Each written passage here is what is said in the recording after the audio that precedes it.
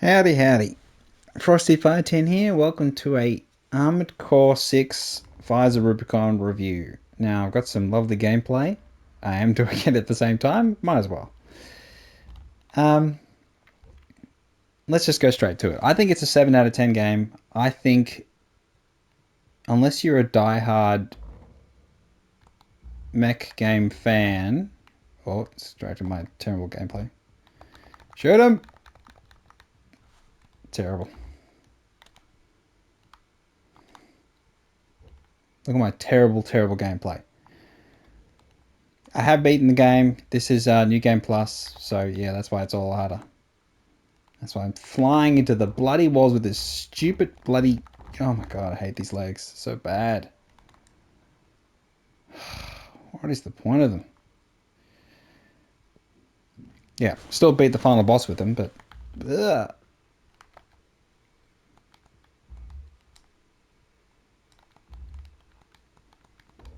Oh, piss off.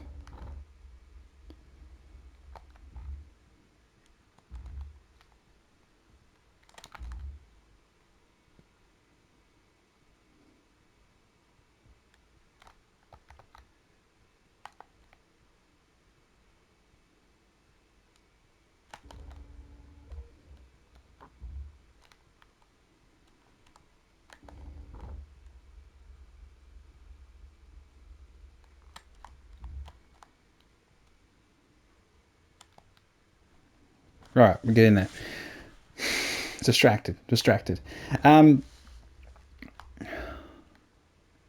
so there's a lot of discussion about, is it Souls-like or not and all that sort of stuff. And the answer is yes, it is. So, um, people will say no, it's not. No. That it's got missions that are incredibly difficult and bullshittery. Really, um, to say that Souls-like is probably being silly too. But at the same time, it is and it isn't. It is part of it. The bullshit. Sometimes the two-on-one sort of gank fights and situations where you're completely at a disadvantage just because the game is designed in such a way. And then just hitboxes being totally ridiculous and fighting big bosses. Little bosses. They just put you under a lot of pressure, and your dodge is useless. Again, depends on how big your legs are, and being in a longer vehicle makes it a lot harder to dodge, naturally.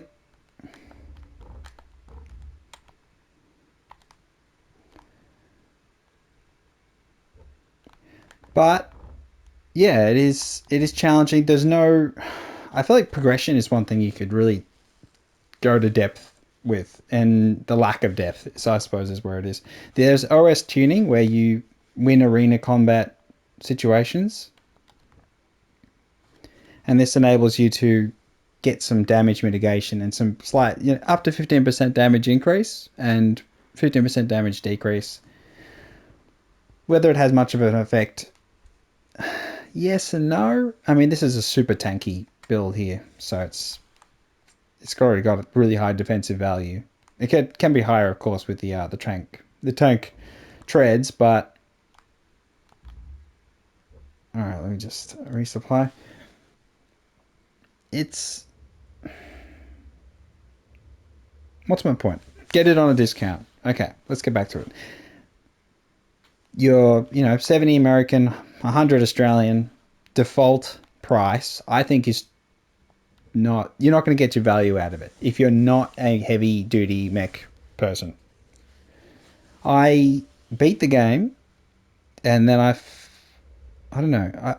The final battle was good. So some of the bosses are really challenging, and to the point of you getting angry and upset, and your heart's pumping, and it feels great to win. But I don't want to ever do them again.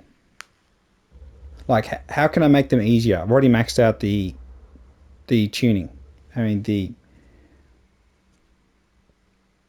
and the damage values and the damage mitigation. They're already maxed out. I've got heaps of weapons. I can buy lots more.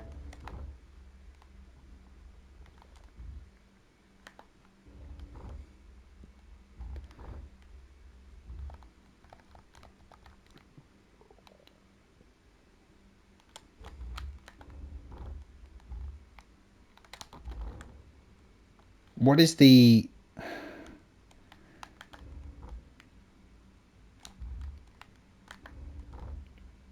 Oh my gosh, I wish I had my damn.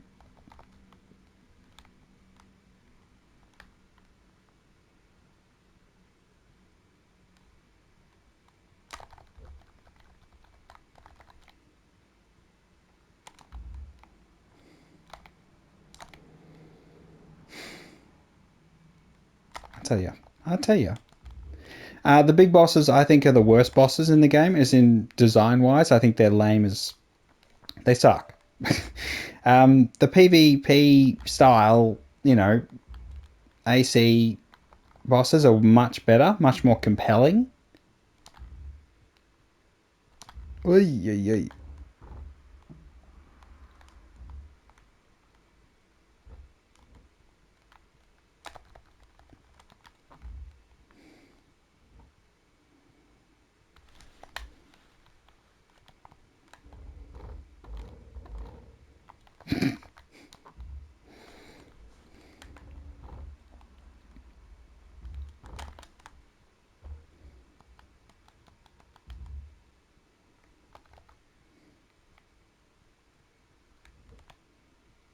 And a lot of them you can cheese with using verticality.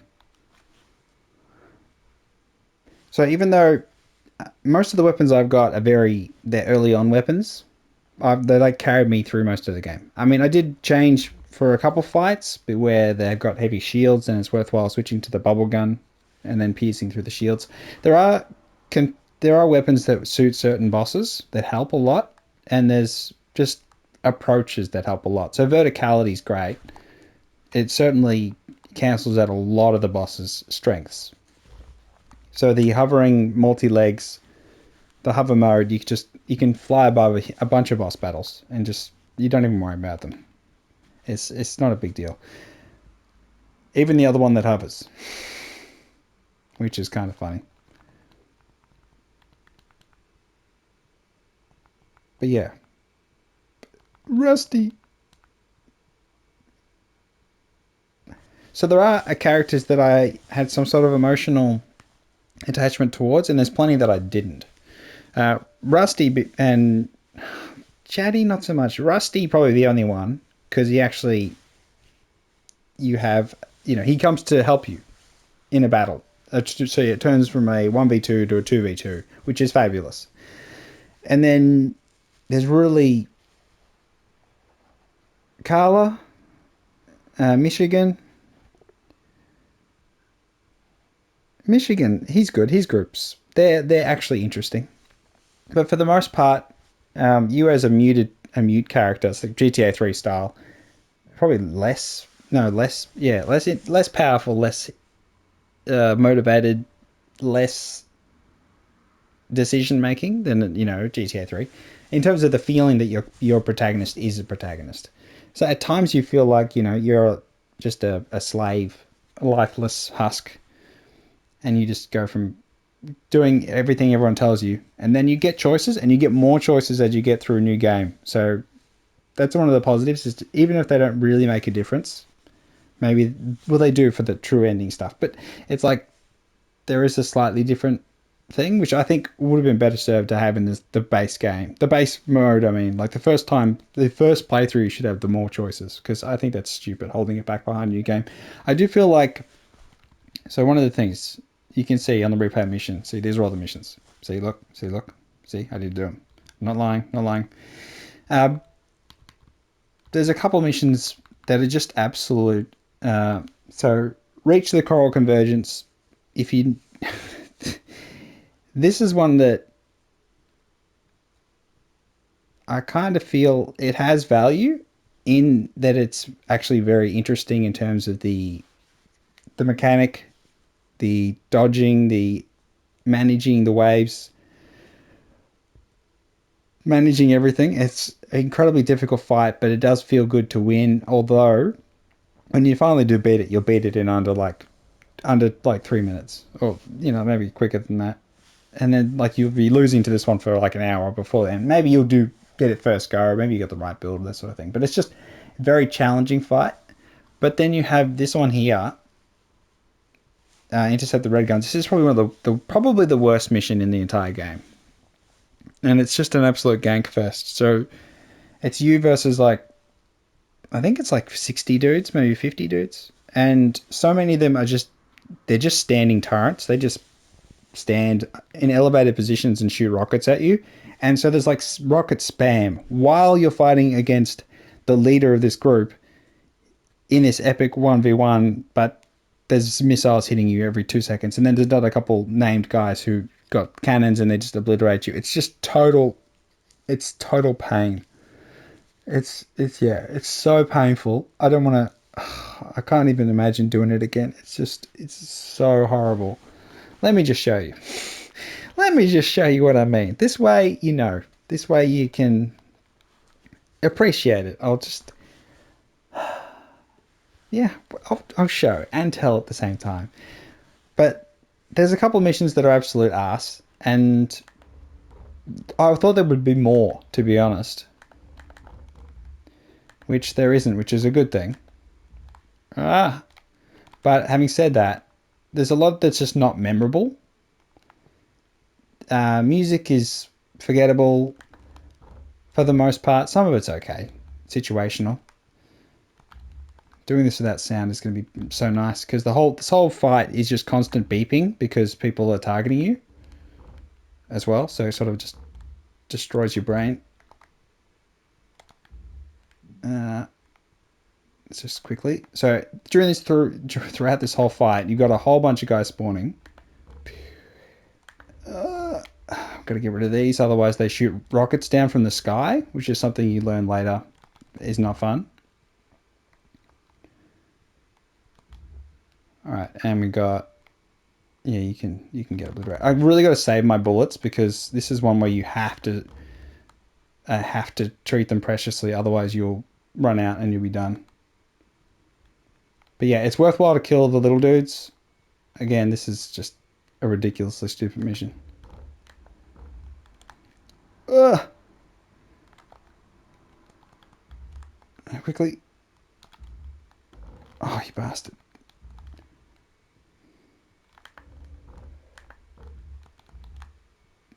Alright.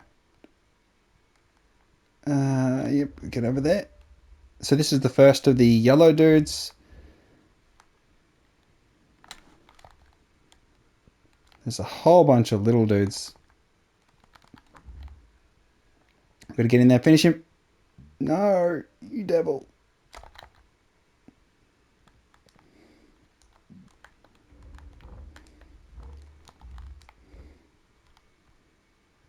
There we go. And then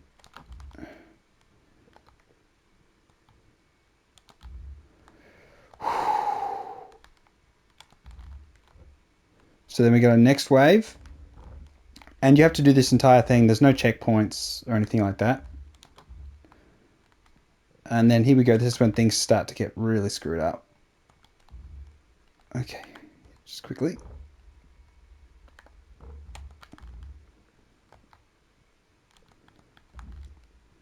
So this is a proper enemy dude who's pretty damn tough. So just fighting him one-on-one is a tall order. Oh, he's bloody not in range. It's so stupid.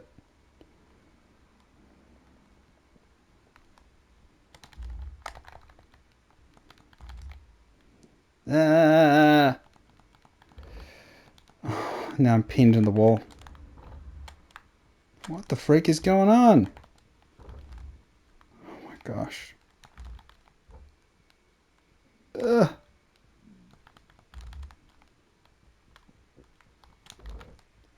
Mate. Oh, I'm stuck.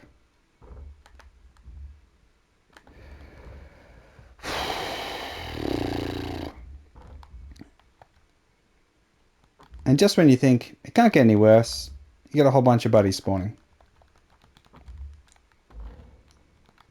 And not weak dudes too.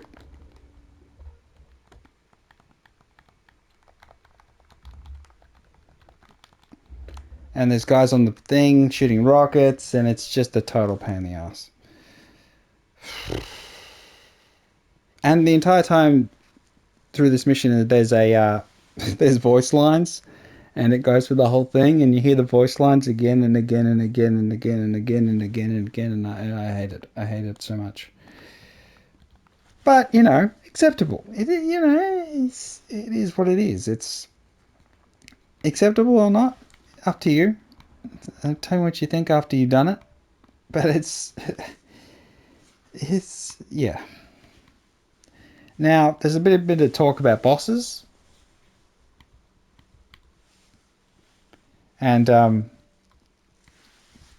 first boss being particularly tough. You just have to use your sword. You just use your melee, and you can actually clean it up pretty easy. If you just keep close to it, stay aggressive, keep slapping it in the face with your melee weapon, you'll be fine. Stay in the air. It's much easier. So, and one of the things you can get is always the hover legs are just outstanding for so many of the boss battles. You can just jump in the air, just hover in the air. It's easy. Yeah, it's fine. Much easier.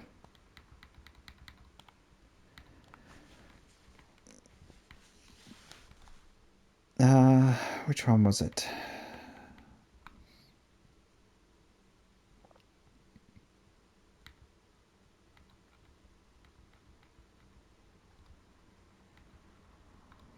Some of the defense missions, the later ones, it's a little annoying. Not too bad. The ice worm. This is another mission that is that can be quite challenging for people. It was quite challenging for me because I did it in a way that I stayed safe, and my number one priority was not dying. So interesting, you technically can't do this without the needle. So I'm not trying to complete it. I just want to show you. So this one you're fighting a giant worm, which is cool for about half a second, and then you realize what this fight actually is, and it's like, oh. So basically, all you need to do is shoot it in the face, which seems easy, but the weapon you need to shoot it with, the needle, is one of the worst weapons in the game. It's absolute trash. You can only hit something if it's just stationary. As for the worm itself, it goes around the ground and is really annoying. So you just like fly in the sky and like it can't hit you. It can shoot missiles later on. But yeah, you're just trying to hit it in the face, which is hard to do because unless you're looking at its face just as it's diving into the ground, it's just a nightmare. It's a nightmare. I'm not going to do that. It's just tedious, and that's one of the feature fights.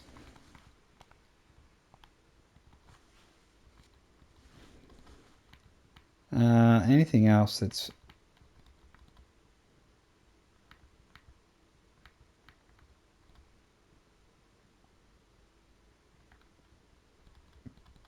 that one was annoying too. All right, so we got intercept. Oh, I'll just show you. I'll just show you this. This review is ass, man. I'll show you this fight. I haven't got sound on, so again, you don't get the joy of sound. But I'll show you this, and then basically, if you're on the fence about the game, I'll say discount. Otherwise, if you're a hardcore mech fan, you've already bought the game, so this review really isn't for you. But maybe you'll watch it, maybe not. I think the camera is a massive issue. So a lot of the reviews talked about it, and I do agree. It's I think there are solutions, and Japanese game developers won't ever find them. That's how I feel about it. As insulting as that may be, I mean, Final Fantasy XVI's camera is trash as well. I don't know why. I don't know why. Just say it. It's got to be something they just don't care about. It's something that they just don't think it's a big deal. I mean, prove me wrong, damn it.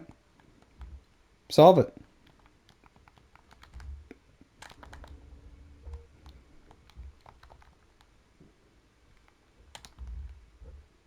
And the lock-on system, having the finish you off, dude.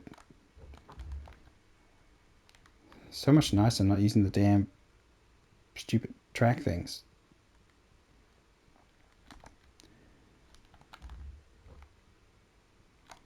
So this one is actually, some of the environments are really good. I'll say they're interesting looking, but there's no interesting interaction with them.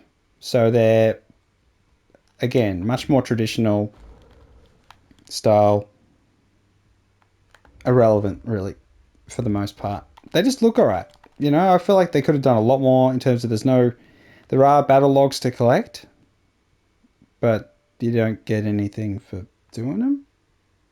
And yeah, I feel like there's just no collectibles. I mean, there's one collectible, but it's just meh. Then you got some units that are special.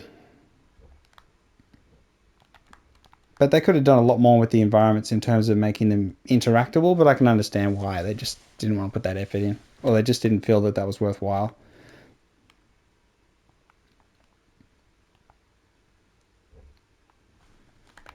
So yeah, I'll just rush to the fight. You can skip a lot of the combat by just hovering. So most of the game you can skip by using the air. Which is, I think that's fine too, I suppose. But let's go over to this boss battle, the most famous one in the game. The one that'll be known for, if it's not known for the earlier ones, because people never got to this point. I beat this one. I used the tank tracks and just learnt the fight. And you just put in the hard work. There's no... Maybe you can skip it if your first run is good. Because I did really well on my first run and then sort of fell off and then sort of found a consistency, learned the fight, and go again and again and again and again. Again, I streamed the whole thing. You can watch the whole thing. All my gameplay I streamed. So, you know, if you can see how I formed the opinions I've formed. There's evidence. But yeah, the cameras, I think the big problem is when enemies come towards you and they fly over your head, and the tracking, whether or not it follows them. In the boss fights, luckily it does generally. Sometimes it doesn't, and you lose track and you're locking those in and out. You're not sure if you're locked on still, and you click the log on thing and you go back off, and then... So, yeah. Again, spoilers. This is probably the best thematically interesting fight in the game. That and the final boss. I think the final boss is pretty good too. But the final boss is really a copy of this one. So there's not... It just has less... It's less interesting than this fight. But it is still good. Heart pumping and all that. But again, you get different endings. There's three endings, but you know. This one here is the one people will know. This is the one that people will be like, oh my god, yeah, did you win this fight? Some of the names for these bosses is really stupid as well. So yeah, this one. Ouch, that hurt. So I'm like trying to lock on. Oh, did I lock on? Oh, then I unlocked on. So the Series Cell 240, I think, is one of the best fights in the game. At the same time, it's incredibly challenging. And so some of the issues with the camera, you can pretty much see here. I think this is probably the best spot to do it. And then we pump that. Heal. Dodge. Oh, you bastard. Oh, and I go dodge again. And I go dodge again. All my health's gone. Dodge again, otherwise I'll die. Somehow I didn't dodge that. And I'm dead.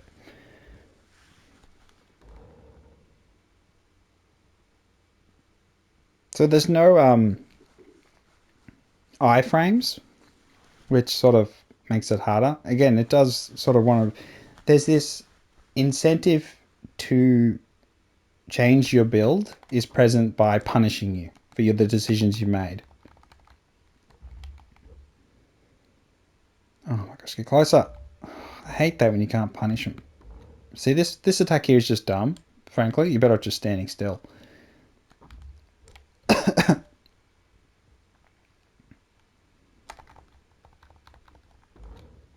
And then stuff like that happens where you get staggered after you've staggered them, and then it just wastes all of your time. The whole stagger bar, again, it's related to your setup, and I find the stagger bar, your staggering, internal staggering, just to be painful as a game mechanic. It's just straight up painful. And I feel like it's just a bit too easy to get staggered, and something that I'm glad it doesn't happen in Elden Ring. Like, you don't get staggered so easy. Again, PvP, yeah, of course. There you go. Come on, come on. Can I at least get the second phase and make this interesting? Oh my gosh.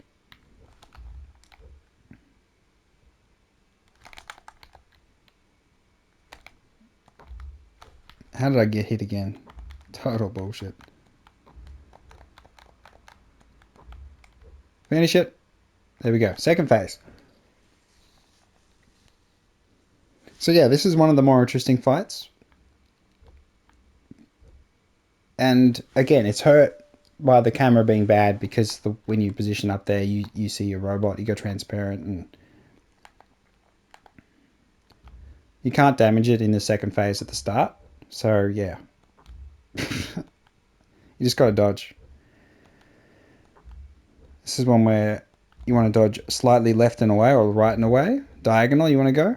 And then that way you can dodge a few of them. And then you wait for 3, 2, 1. Oh, I dodged it. Bastard.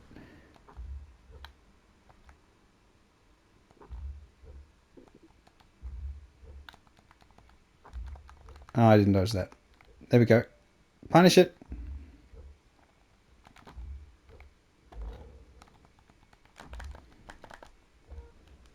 Oh, you can't even hit anything with that. It's just total waste of time.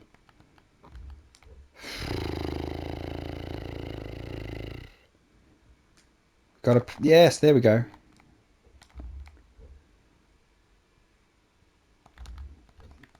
So this bit's the most annoying part. It's really hard to dodge. But that was a pretty good run, I'll be honest. Actually winning this fight, getting through that little bit there to the next bit is actually really, really, really, really hard. I don't want to understate it, but it is extremely difficult fight. But one of the more memorable ones. So a lot of the fights, depending on your setup. So doing the double minigun thing, it makes some of the AC fights quite easy. Even against, say in the arena, you have your ranks. As you progress, you get more OS tuning. So it's sort of a improvement. Not really. It's such a basic thing. Such a little improvement. But I found there was a couple that were challenging. Actually were challenging. And then the final guy, Fraud, I found him easy. I beat him in like 30 seconds and absolutely obliterated him. Same with when I fight him in the missions. But it's kind of weird that there's this fluctuation in the difficulty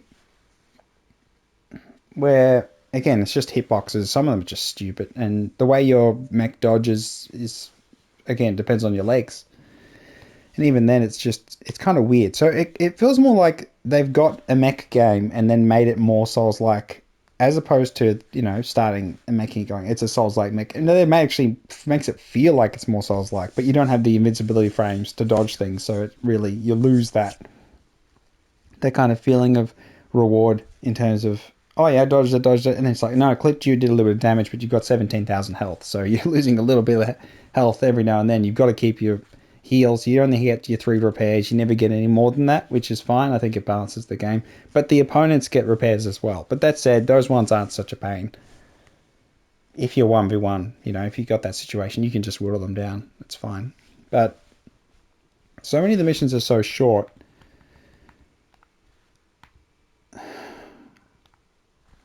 But it's like, it's okay. But going back and doing the rank thing on them, it just feels like, it's like, I don't see the point. It's just to get money so you can buy more guns. But I think, I'll be honest, I think the main weapons are trash. For the vast majority. They're trash. So the actual melee weapon, though, is really good. So having a melee weapon... Let's go into AC Design Assembly. So having a melee weapon actually is good. So like this one's... It's okay. But just the base, stock standard one you start with, your basic one, is actually really good. And, you should go melee. I feel like melee is just better once you get the boost kick. The boost kick's really handy because you can just one-shot basic dudes and save money. So that's the other thing that I think is one of the other design decisions I think is dumb, is when you do a mission, you complete the mission, you're not guaranteed to earn the money it tells you can earn, because you get deduction the ammunition cost and repair costs. So if you have to do a few checkpoints and things, if you just take a lot of damage, use your repair units, it costs you money. So one of the missions later on, I actually lost money from. So uh, it's quite silly. The way the money's handled is odd, to say the least, especially because you can't upgrade your weapons to make them do more damage, except for in the OS tuning, where you just get like a flat damage increase. That's just, I don't think it matters too much, to be honest. So it's kind of weird that they'd even hold them back. You should be able to just buy everything after one playthrough and just get a whole bunch of stuff. But so much is situational, but a lot of these weapons are just not very good in any situation, in boss fights in particular, where it's really hard to hit enemies. PvP is the other part of the game, which you can... Oh, I can't do because the goddamn thing. There's this error where it automatically signs you out every now and then. It's pretty stupid. Alright, let's go back to the menu and then try and go back and get the multiplayer. Multiplayer is very, very, very basic. It is fun, I think, for a little while. It actually is okay. It is that, 1v1, 2v2, 3v3, and you have 9 players in the lobby because you have 6 in the rotation. 6 in the match and then 3 on reserve, and then sort of you rotate the winner or the loser. That way everyone sort of gets a go. So you have custom match, you pick, you just search your rooms. You just keep it all broad. It's not a big deal. But one of the things you'll find is that if you're in a losing group, in a 9-person lobby, and you're the losers rotate or the winners rotate, is probably the worst thing to be in, because if you just lose, you'll keep playing, yes, but you'll stay in the same group and you'll just keep losing and losing and losing. It can be quite frustrating and people just leave. Some of the maps are they're all very small maps in terms of they've got invisible walls, but they have a like a red thing pops up. Let's just jump into this one that's not going to start. So the basics is you go in, you ready up, you pick your unit, you try and make a PvP unit. Again, maximizing health is good, but you want to make yourself a bigger target, you need decent weapons. All of the weapons accuracy drops by about 90% in PvP. That's how they balance it. So it's really hard to hit enemies. Ugh, failed to join. Making it really hard to hit sort of just makes all the weapons go, oh, so 90% of the weapons become trash. Especially the over the shoulder weapons. So your left and right shoulder weapons become, a lot of them are just completely useless. Well, let's just get out of there. So it's okay for a little while. And they've been just getting slaughtered, loss after loss after loss. So this was a game where I was stuck in the same team and there was winners rotate and we just lost again and again and again and again and again. Eventually other teammates just quit. But at the same time I was experimenting with different weapons because we just needed to try something. It's brutal. So as for the the parts and things, you'll just find what you like and probably stick with that, to be perfectly honest. I did mix it up. I tried the Chang Chen and then tried some of these other weapons. Most of them are just trash. The pulse one's not too bad, but situationally, like breaking shields with that's worthwhile in certain situations. But most guns, the reload time is the thing that pisses you off the most. And you can't adjust it. You can't improve it. So it goes through load and arms load, and we have like a weight. And, there's a lot of detailed stat stuff going on, but am I going to explain it to you? Probably not. Just when it tells you can't saute because you're over the air and load, you got to adjust it. Changing the legs is the only meaningful change, I'll be honest. Everything else is kind of little things here and there. Maybe you get more boost, maybe you can hover more, or sort of stuff like that. But for the most part, the legs is the big decision, because if you have the trank things, you get... Look at that. And this one you can sort of hover, this one you can hover big. And these ones, there's like rabbit legs you can use for jumping. And stylistically, there's different sort of stuff going on. Then we had the boosts.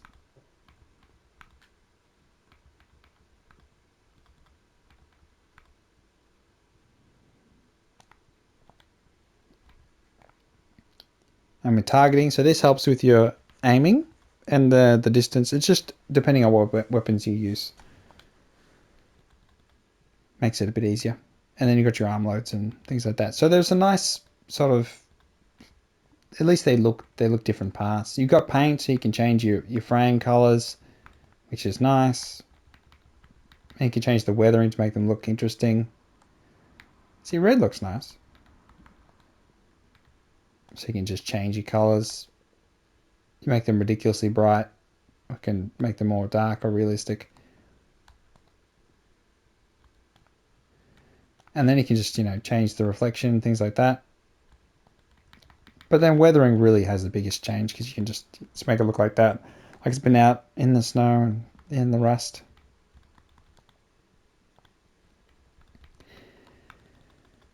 And then you can change the color of your weapons and make them look interesting. So all that's sort of nice to have. Nice customization. You can do the decals. You can do custom decals and put them on your rig. So you can actually do creative things, which I haven't done. Because I did at the start, and then once you change parts a lot, it doesn't keep the decals on them because, again, they're different shapes. So you had to put them all on again, which is just a pain in the ass, and I just don't bother doing that. You can make the images. You can save your different kits, which is nice to have. But it doesn't save your OS tuning, so you can't switch to them unless you reset your OS tuning, because some of your core expansions, which are like abilities, which the assault armor is absolute trash and does nothing for me, and it's a total waste of time. And terminal armor is trash. It gives you one extra second of life before you get killed again. They're all pretty garbage, but because you have them equipped on one unit, you need to have them equipped again on the other units, or not equipped on the other units using a different one. So the OS tuning doesn't translate across, which is bad. Bad design, poor, lazy devs. It doesn't feel good that you can't just switch between them. That you can't just load these ones because I haven't got the OS, because I haven't got the core expansion equipped. It's dumb. It's counterintuitive to the whole thing. One of the nice things is you got presets, but again, you can't equip them because you need the OS tuning on. And they cost money. So these are all the units you get from the arena.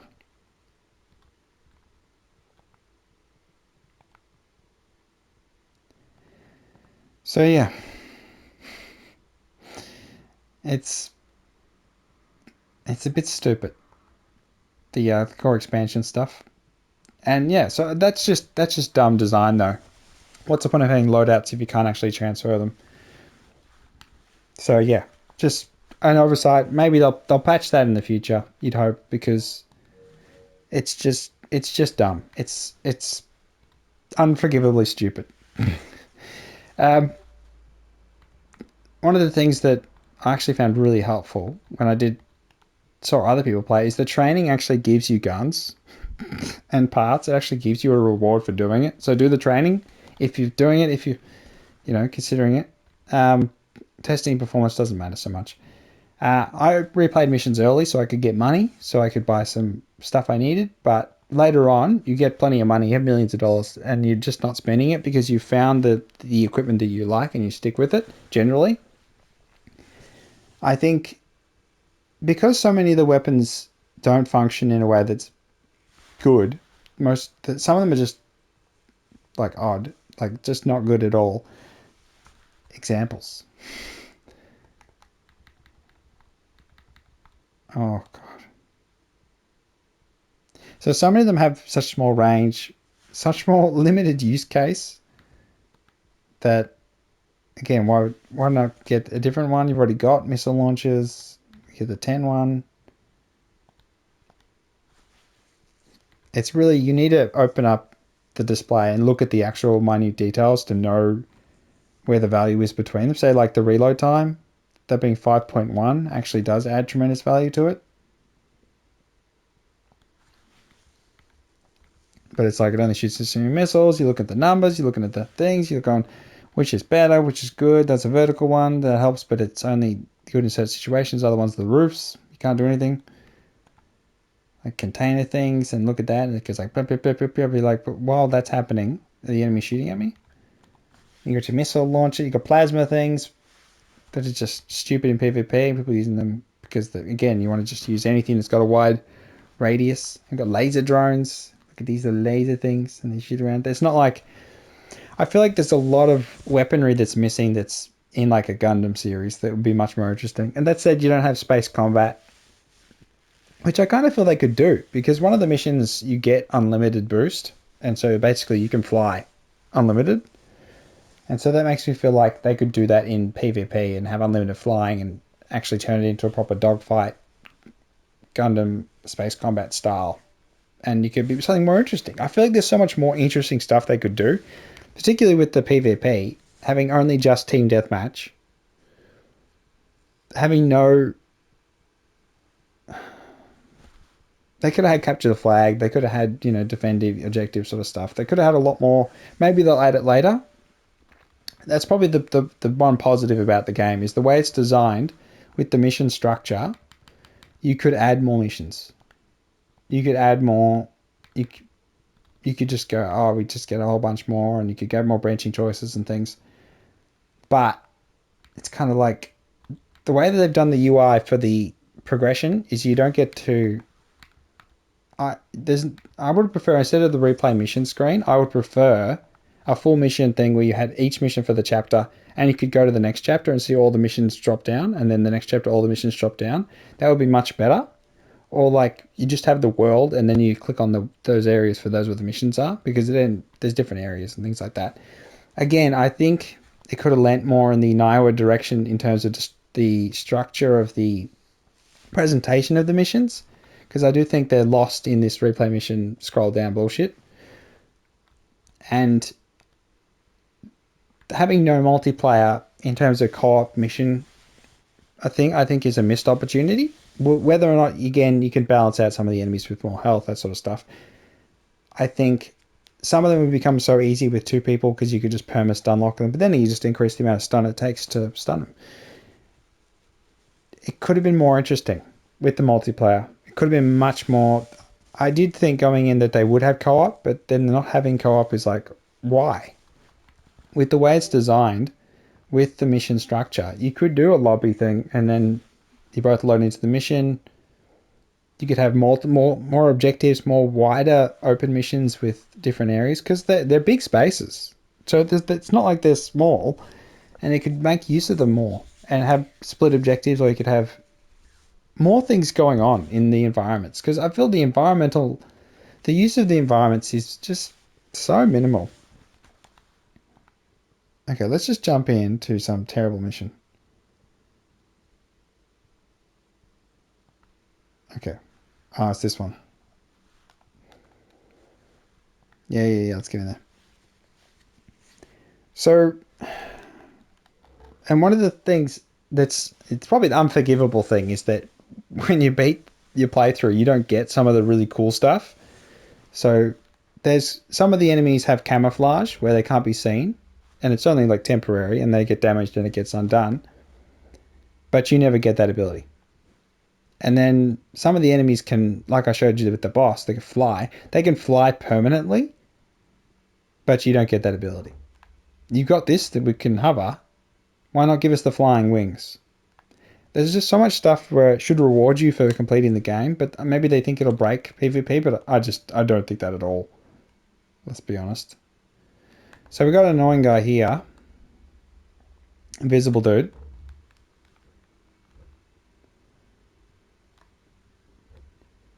Oh, this is one of those really annoying missions.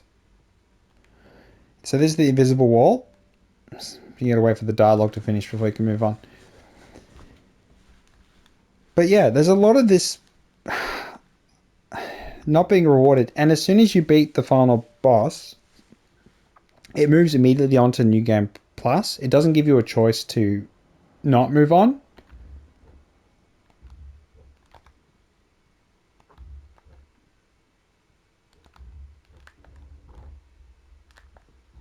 Oh my gosh, I missed it.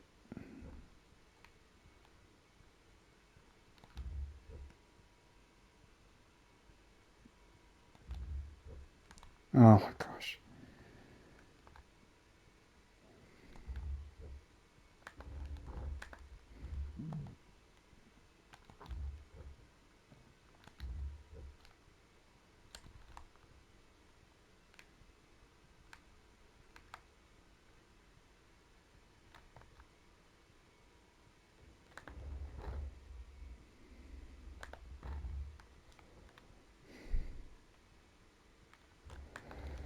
So silly.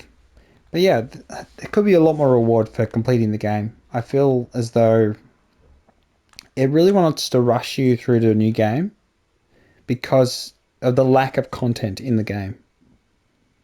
And it's kind of, that's the, oh yeah, this is the more content. You just go through again and get a different ending. But you're still doing the same missions you've done before, maybe 3 times because you've replayed them for trying to get a good rank on them.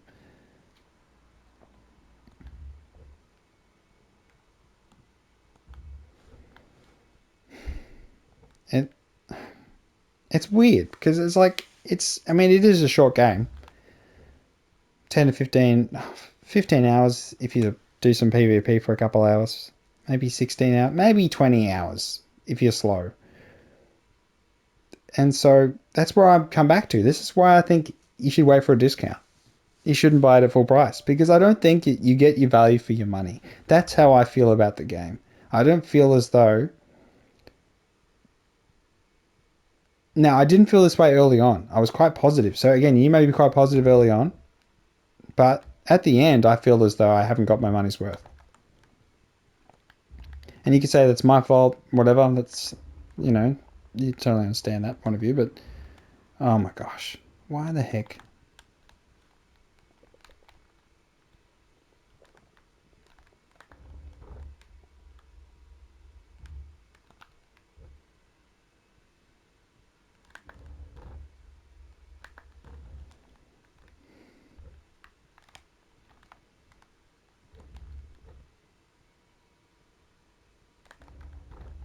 All right, come on.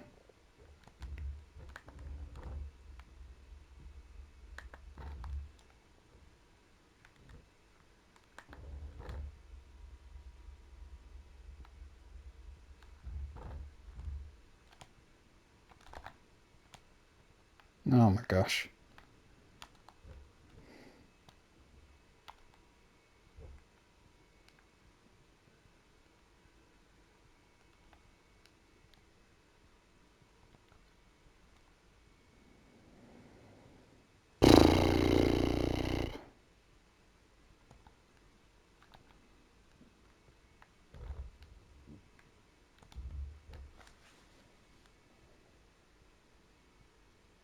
Yeah.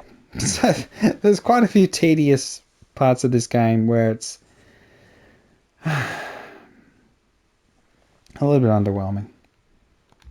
And then other parts are, epic and tough, and you feel like you're a badass because you won, but your character, I think your lack of character, I suppose, is another factor in this, which is, I understand it sort of saves you having to write them, but because everyone else tells you what to do and you're basically a slave, an altered human,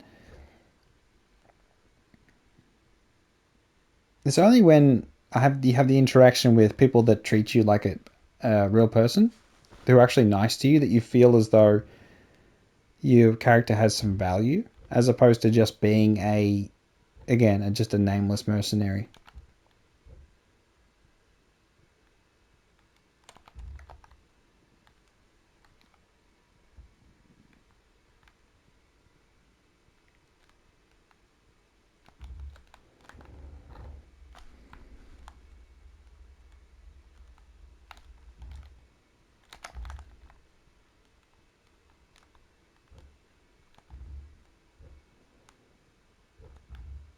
See if we can bait out that last attack. Where are you?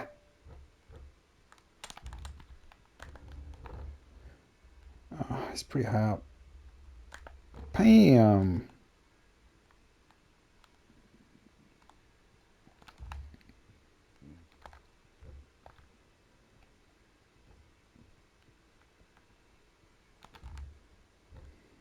What are you doing, buddy?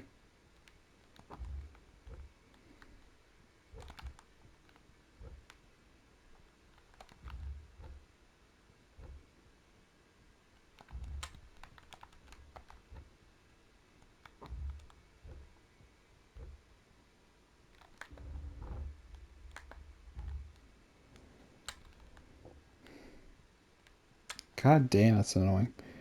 Such an annoying mission. I've just showed you all the most annoying missions.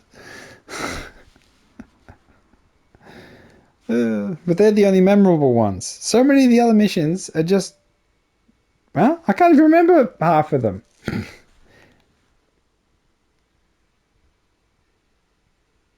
It's just my boy Rusty. Rusty's the only one with like some sort of an arc. I mean, Carla as well, I suppose, has an arc. In terms of you actually have some sort of decisions. No, sort of, yes and no. Some sort of feeling of camaraderie, some sort of feeling of people relying on you. The Iceworm fight, they all rely on you to do it, but they said it's such an annoying, tedious fight that it just wanes. That sort of, any punch it has fades. It just sort of goes, ugh. After you fail it so many times, ugh. On the flip side, if you go through the game and you beat the tough bosses like first go or second go, I think you'd be even more disappointed because you just flow through the game and it's done. If you found it not challenging, it's just that's the only part that gets the heart pumping, that protracts the feeling of having to achieve something, having to get through this tough section, this tough conquest, is tough missions. And if they didn't have the tough missions, you just fly through it and forget it. Because it's one of the things, the other reviews, they'll talk about the story being something more meaningful than something more easily perceivable and followable, as differing from Dark Souls and Elden Ring and that, being more straightforward. But at the same time, I didn't understand. I suppose it's my fault for not grasping the way in which coral works. I mean, coral! This coral magical goo it's got people in it who are dead, but then this can't be all of it people who are dead. So the nature of coral, I still find it very strange and stupid. And, again, at the end of the day, the decisions at the end I think are stupid because, only a Sith deals in absolutes. So there's always more options. And I hate, being forced to make the weird choice. And the way it's not even presented in a decent way, the choice at the end between your two endings, it's just sort of, oh, here's a mission. Oh, they got a tiny symbol on them that makes it a decision. And it's like, one of them's kill that person, and you're like, why would I kill that person? It's like, why would I do that? It just, they don't establish things beforehand. They don't because your character doesn't speak and doesn't have a brain and thoughts and a mind of their own, it's really hard to sort of put in that position of, like, Franklin in Grand Theft Auto 5, when they're given the choice, kill Michael or kill Trevor, and then you get the third choice, the save them both. Again, maybe they could have built him up a little bit more, but they know he has the choice. He matters. His personality, his person matters. His background, everything, it all comes into that, and his experiences come into that, and it is meaningful. But here, because you're so blank slate, you don't have anything except for your coral girlfriend. That's really it. It's just a coral girlfriend, and in the way it presents it, it doesn't make it. I don't know. It doesn't make it even more powerfully clear. In a way that I think it could have been more thematic. It could have been much more interesting, but they didn't do it in that way. It's just a bit like, oh, and then, oh my goodness, you're in that ending. It's disappointing. So for something that is building up, which I did feel there was, the sort of, when things went bad, when you had your little arc. But it sort of made no sense. There's a part where you are captured, and then you're somehow in the sewer, and then you're in a robot in the sewer, like Tony Stark building a Iron Man in the cave. But it makes no sense because at no point does it ever say whether you have an actual body or not. And are you a machine? Are you actually have a human? It doesn't make a lot of sense. The whole thing doesn't make much sense, to be honest.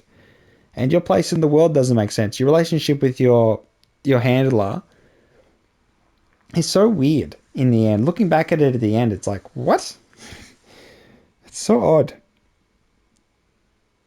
And the way he like knows everything, and yet his decision is still bad. It's still not optimum. I feel, because again, there's a true ending. So it's like, because you have to beat the other endings first to get the true ending, it's just like, it feels like I'm just sort of on a slog. And I don't want to do it anymore. This is my final point here. This has gone for a long time because I do want to give it the value of my, trying to explain my feelings, which is a hard thing to do. I don't want to play this game anymore. I don't want to play the PvP.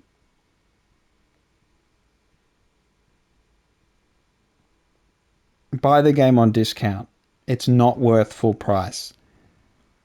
Unless, again, you're a diehard and then you would have already bought it. So that's irrelevant to you. But I stream my whole thing. You can watch it so you can see how I've formed my opinion. I did mute myself during the frustrating parts so you don't get to hear me swear, which is kind of sad, but it's there. So if you have any questions, watch the streams. But it's like, or leave a comment. Tell me how you think about it. If you played it, you beat it. Because the missions are so short, it is easy to just click, oh, I'll just do the next mission. And then you just get one that's tedious and it's like, oh, what am I doing this for? What am I doing this for? That's the fundamental. Because I don't feel like we did anything for anything. And there's no resolution because it's straight into new game. You don't even get a how is the world, state of the world update. You don't get a who am I? Am I someone who matters now? And it's, you never break free of being a slave. Despite making decisions, you're still conforming to someone else's plan. You're still going with someone else's route. You're still with their objective. So it's like you're always attaching yourself to others as a passenger. You're a passenger in this story when you're the one blowing shit up. But that said, you can blow a lot of shit up. And like giant ships that have big weapons and you just fly and shoot the command center and they instantly implode. It's so stupid that they waste a lot. And the big enemies are just stupid. They're just crap. But the smaller ones are tough and that's more interesting. But that said, it can be a bit bullshittery with the hitboxes and stuff like that. And you can argue about the iframes. But it's again, personalization, you go with the different weapons. But I think most of the main weapons are shit. Lots of the secondaries are shit. A lot of the weapons are trash. And I feel like I could have been rewarded more for beating the game. Could have got more stuff. More customization of the weapons themselves, I feel. They are disappointing that you can't adjust, say, like the overheat stuff, the size of the magazines on some of them. Yeah, I feel like a positives and negatives in terms of adjusting fire rate if you double the size of the magazine. You could have done a lot more customization, a lot more choices, and given a lot more. There could have been a lot deeper customization in this game, and I think it would have been just to a benefit of the game. So it is a shallow mech game, to be frank.